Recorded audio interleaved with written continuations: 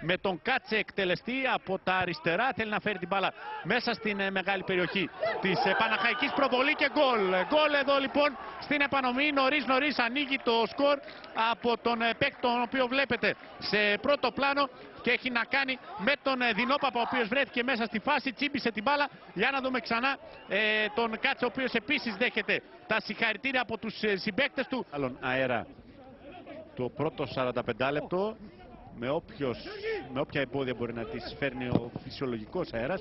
Για να δούμε, έχουμε τον γκολ. Έχουμε τον γκολ της ισοφάρισης από το Μεδρινό. Σε αυτό το catch and shoot που πήγε να επιχειρήσει ο πολύπειρος ποδοσφαιριστής πρώην του Άρη, είχαμε την κόντρα της μπάλας και εκεί που λέγαμε για το πλεονέκτημα της επανομής. Να λοιπόν που το παιχνίδι έρχεται στα ίσια. Δεν μπορούν να διώξουν οι γηπεδούχοι. Ο Κάτσε, ο Μεδρινός, η μπάλα κόντραρε πάνω στον ποδοσφαιριστή της αναγέννησης επανομής. Και τες μονομαχίες, αφήνει το παιχνίδι να εξελιχθεί ο Μαντάκης και καλά κάνει. Καραμαλίδης ζυγίζει το πόδι του, δεν μπορεί να βρει τον Γκέσκι, ο οποίος τσιμπάει την μπάλα μέσα στη μεγάλη περιοχή, αφήνει στα δεξιά του, γκολ! Γκολ για την επανομή, 2-1. 2-1 στο 25. Να λοιπόν που η επανομή που σας λέγαμε και λίγο νωρίτερα, που δεν είχε πιέσει όπως θα έπρεπε την Παναχαϊκή στο τέταρτο του πρώτου ημιχρόνου, ειδικά μετά το 1-0, καταφέρνει να αντιδράσει σωστά.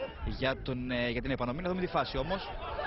Γκολ για την επανομή. Εδώ στην επανομή έχουμε το 3-1 λοιπόν πριν τη συμπλήρωση του 30ου λεπτού με το δεύτερο συνεχόμενο γκολ από τον Αλμπάντη. Η πάσα από τον Κώστα Κουντούλα μας έφερε την μπάλα ακριβώς στην θέση όπου ο Ναλμπάντη την έστελνε για τρίτη φορά στο βάθος της εστίας. Για να δούμε τον σκόρερ του δεύτερου και τρίτου γκολ της επανομής, τον Αλμπάντη να εκτελεί το φάουλ. Θα τσιμπήσει την μπάλα ο Δεινόπαπας και θα κάνει το 4-1 στο 40.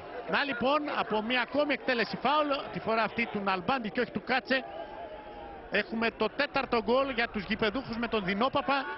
Δεν υπάρχει offside, στην κόντρα η επανομή.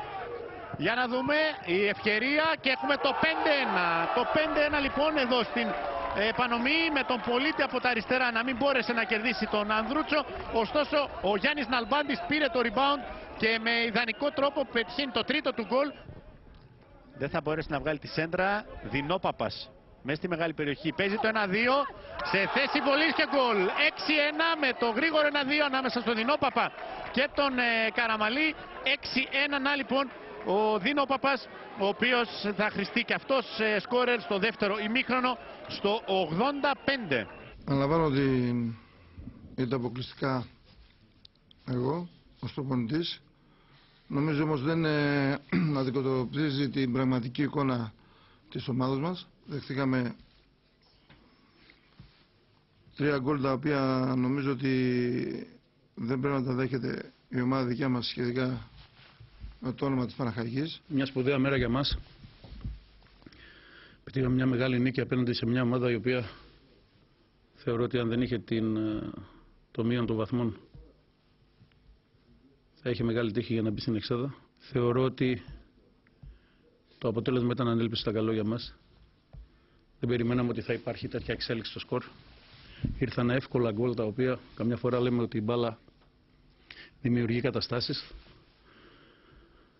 Ενώ η Παναχαϊκή είχε ξεκινήσει πιο ζωηρά από εμάς, κατορθώσαμε στην πρώτη φάση να κάνουμε γκολ και από εκεί και μετά πήραμε κουράγιο παρά τις ελλείψεις που είχαμε